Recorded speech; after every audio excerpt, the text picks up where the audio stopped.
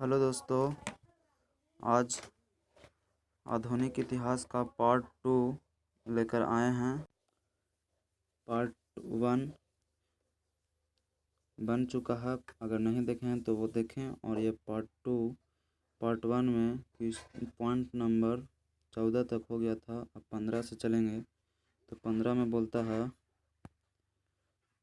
17 मई 1498 ईस्वी में Vasco D gamma ने भारत के, ये सिर्फ पॉइंट बाय पॉइंट रेडी किया गया है। ये नोट्स कॉपी से सब बुक एनालिसिस करके तब नोट्स कॉपी ये रेडी किया गया है। इसी नोट्स से आपको वीडियो प्रोवाइड कर रहे हैं। तो पार्ट 2 का 15 नंबर पॉइंट है 17 मई 1498 ईस्वी में 17 मई 1498 ईस्वी में वास्को डी गामा ने भारत के पश्चिमी तट पर स्थित कालीकट बंदरगाह पहुंचकर भारत एवं यूरोप के बीच नए समुद्री मार्ग की खोज की। कब? तो 17 मई 1498 ईस्वी में। कौन? तो वास्को डी गामा। भारत पहुंचकर कालीकट में कहाँ? इस यात्रा में वास्को डी गामा को गुजराती पथ प्रदर्शक अब्दुल मजीद ने सहयोग दिया था।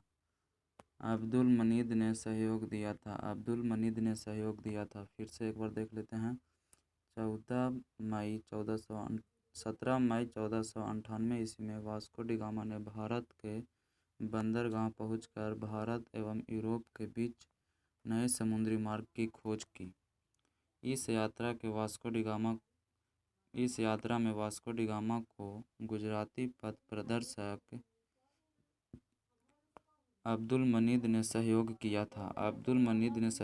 ये क्वेश्चन बराबर आते रहता है। 1509 ईस्वी में अगला पॉइंट है 1509 ईस्वी में अल्फांसो द अल्बुकर्क भारत में पुर्तगालियों का वायसराय बना। 1509 ईस्वी में अल्फांसो द अल्बुकर्क भारत में पुर्तगालियों का वायसराय बना। इसने 1510 ईस्वी में बीजापुर के यूसुफ आदिल शाह से गोवा को जीता। ये 16 पॉइंट हैं। 17 में आते हैं। पुर्तगालियों ने अपनी पहली व्यापारिक कोठी कोचीन में खोली। यहाँ पे कोचीन का मतलब है फैक्ट्री। कोचीन का मतलब, कोठी का मतलब है फैक्ट्री। इसको ध्यान में आप रखें।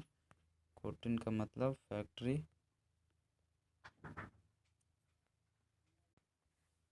पुर्तगालियों ने अपनी पहली व्यापारिक कोठी यानी फैक्ट्री कोचीन में खोली।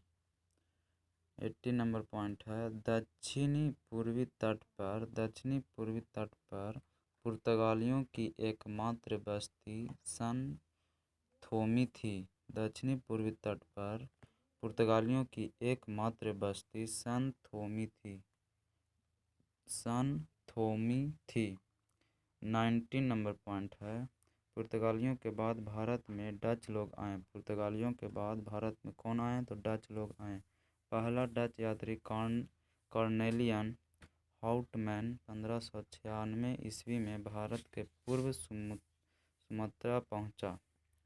पुर्तगालियों के बाद भारत में डच लोग आए। पहला डच यात्री कॉर्नेलियन हाउटमैन 1596 ईस्वी में भारत के पूर्व पहुंचा। 20 नंबर पॉइंट है डचों ने भारत में अपनी प्रथम व्यापारिक कोठी यानी फैक्ट्री 1605 ईस्वी में मसूलीपट्टनम में स्थापित किया। इस पॉइंट को थोड़ा ध्यान में रखते हुए बोलते हैं।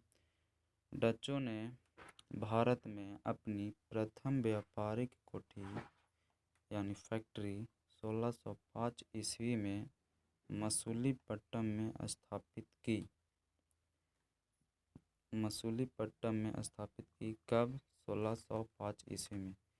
डचों की दूसरी व्यापारिक कोठी पुलिकट में स्थापित हुई। डचों की दूसरी डचों की दूसरी कोठी यानी फैक्ट्री पुलिकट में स्थापित हुई। 31 दिसंबर 1600 ईस्वी को इंग्लैंड की रानी एलिजाबेथ प्रथम ने ईस्ट इंडिया कंपनी को अधिकार पत्र प्रदान किया। 31 दिसंबर 1600 ईस्वी को इंग्लैंड की रानी एलिजाबेथ प्रथम ने ईस्ट इंडिया कंपनी को अधिकार पत्र प्रदान किया। फिर से एक बार रिवाइज कर लेते हैं।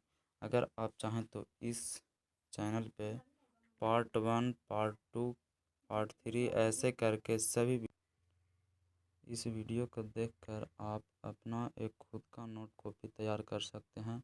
ये पार्ट 1, पार्ट 2 सभी तरह से आएगा। अभी मैथ और फिजिक्स नहीं आ रहा, उस पर भी काम कंटिन्यू है। एक बार और देख लेते हैं। 17 मई 1498 ईस्वी में वास्को डी गामा ने भारत के पश्चिमी तट पर स्थित कालीकट बंदरगाह पहुंचकर भारत एवं यूरोप के बीच नए समुद्री मार्ग की खोज की। इस यात्रा में वास्को डी गामा को गुजराती पथ प्रदर्शक अब्दुल मजीद ने सहयोग किया था। अगला पॉइंट है 1509 ईस्वी में अल्फांसो द अल्बुकर्क भारत में पुर्तगालियों का वायसराय बना। इसने 1510 ईस्वी में बीजापुर के यूसुफ आदिल शाह से गोवा को जीता। पुर्तगालियों ने अपनी पहली व्यापारिक कोठी यानी फैक्ट्री कोचीन में खोली। दक्षिणी पूर्वी तट पर पुर्तगालियों की एकमात्र बस्ती सन थोमी थी। पुर्तगालियों के बाद भारत में डच लोग आए। पहला डच यात्री कॉर्नेलियन हाउटमैन 1596 ईस्वी में भारत के पूर्व सुमत्रा पहुंचा। डचों ने भारत में अपनी प्रथम व्यापारिक कोठी 1605 ईस्वी में मसूलीपट्टनम में स्थापित की।